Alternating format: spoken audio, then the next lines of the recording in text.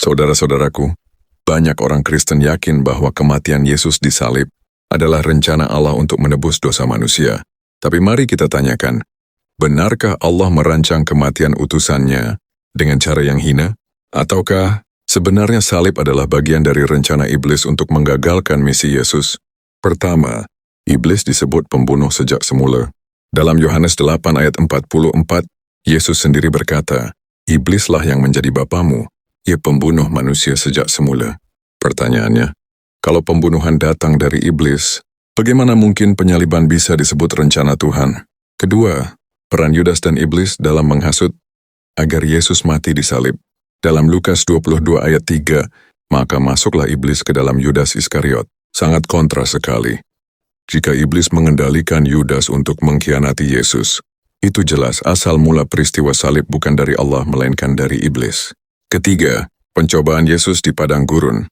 Matius 4, iblis menawarkan seluruh kerajaan dunia asal Yesus sujud kepadanya. Karena gagal, iblis mencari cara lain, yaitu menghasut penguasa dan orang Yahudi agar Yesus dibunuh melalui Yudas Iskariot. Keempat, yang perlu Anda ketahui, wahai umat Kristen, salib adalah eksekusi Romawi bukan tradisi Yahudi. Sejarah mencatat, penyaliban adalah metode Romawi untuk menghukum penjahat dan budak.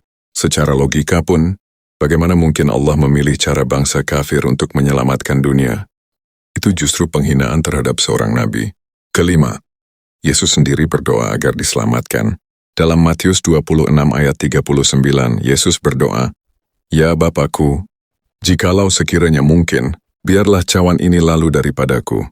Kalau salib benar rencana Allah, mengapa Yesus sendiri memohon agar diselamatkan? Dan yang keenam, logika sederhananya, Allah Maha Kuasa dan Maha Pengampun. Jika Allah ingin mengampuni manusia, Ia bisa lakukan langsung tanpa menyalibkan utusannya. Membunuh nabi bukanlah ciri kasih sayang Tuhan, tapi tipu daya iblis. Jadi kesimpulannya, kematian Yesus di kayu salib bukan rencana Tuhan, tapi konspirasi iblis. Rencana Allah adalah agar manusia kembali kepadanya dengan bertaubat, bukan melalui darah seorang nabi yang ditumbalkan. Dan itulah kebenaran yang ditutupi. Iblis menipu manusia dengan menjadikan salib sebagai rencana Tuhan. Saudara-saudaraku, mari kita gunakan akal sehat dan hati yang jernih.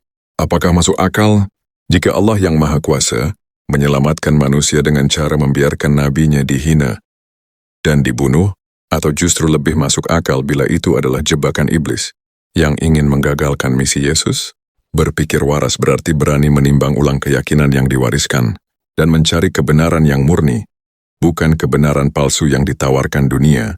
Jika Anda merasa video ini membuka wawasan dan menggugah hati, jangan lupa untuk mendukung channel ini. Tekan tombol subscribe, nyalakan lonceng notifikasi, dan bagikan kepada saudara-saudara kita yang lain. Karena satu klik dukungan Anda bukan hanya membantu channel ini berkembang, tapi juga menjadi bagian dari perjuangan menyebarkan cahaya kebenaran.